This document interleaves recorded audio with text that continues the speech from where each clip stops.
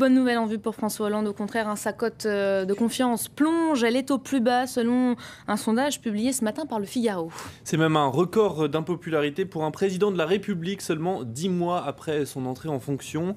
Au mois de mars, seulement 30% des Français disent faire confiance à François Hollande selon un sondage paru donc aujourd'hui dans Le Figaro. Alors dans le détail, on va regarder décrochage très rapide pour François Hollande dès le 3e mois après son entrée en fonction.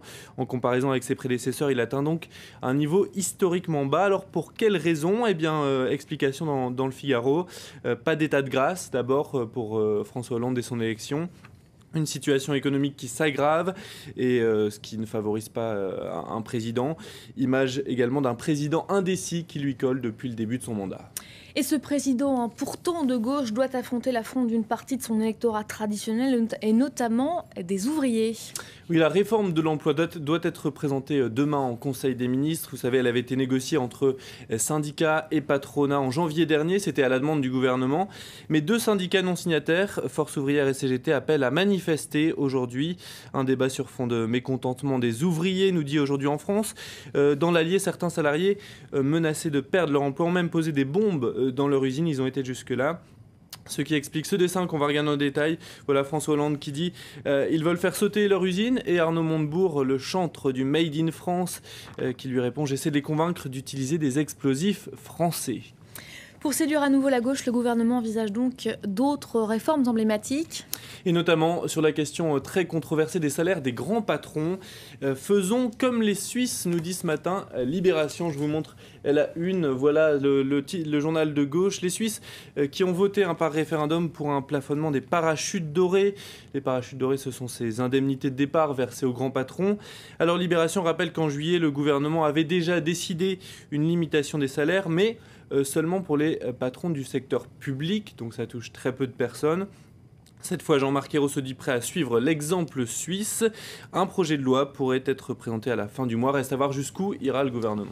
Allez, un autre sujet dont on n'a pas fini d'entendre parler. Depuis lundi, les cardinaux sont réunis au Vatican pour un état des lieux de l'Église catholique en vue du fameux conclave. Le Figaro se penche aujourd'hui justement sur les catholiques d'Asie. Oui, ils sont minoritaires parmi les fidèles catholiques, mais en constante progression. Ils représentent aujourd'hui 12% de la population catholique mondiale. Alors de manière globale, les catholiques restent très minoritaires en Asie. Une goutte d'eau, nous dit Le Figaro, dans un océan hindouiste, bouddhiste, taoïste ou musulman. Une exception notable, pourtant les Philippines, où près de 80% de la population, un peu plus de 80% de la population est catholique. Le Figaro dresse justement ce matin le portrait d'un cardinal philippin très médiatique, Luis Antonio Tagle, un jeune cardinal de 55 ans. On voit sa photo dans Le Figaro. Un homme très médiatique qui a donc sa propre émission de télévision et il a plus de 100 000 fidèles sur son compte Facebook. Je ne suis pas sûr que tous les cardinaux présents à Rome puissent en dire autant. Et parmi les cardinaux, s'est glissé hier un faux évêque qui a tout de même eu le temps de serrer quelques mains. C'est un Italien qui s'est déguisé en évêque et qui a donc réussi à s'immiscer parmi les cardinaux réunis en congrégation générale. Alors il a tout de même été reconnu, il est sur la gauche, là c'est lui qui porte une soutane noire et puis une écharpe violette. Voilà, écharpe, le violet c'est la couleur des évêques. Alors le déguisement on le voyait pas mal du tout, il a trompé même le cardinal Sergio Sebastiana qu'on voit à ses côtés. Il s'appelle Ralph Napierski, c'est un fan peut-être. Et en fait il dit, c'est assez étonnant, il a un blog, il dit être membre de l'église orthodoxe italienne qui n'existe pas.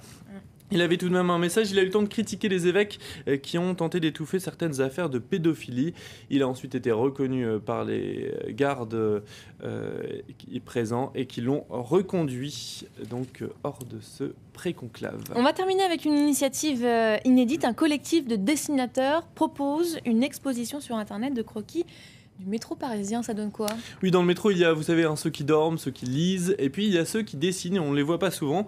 Un graphiste de 40 ans qui, après des années de crayonnage dans le métro, a cherché à entrer en contact avec d'autres artistes. Il a créé un site internet très bien fait. Je vous mettrai l'adresse sur notre site Facebook et sur le site internet de France 24.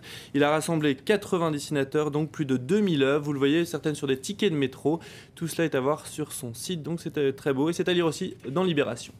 Merci beaucoup Pierre Clément, c'était la revue de presse française. Vous restez avec nous, on marque une courte pause, on se retrouve dans quelques instants pour le focus du jour consacré à la conférence de l'EPAC. Nous sommes en direct avec notre correspondant à Washington. À tout de suite.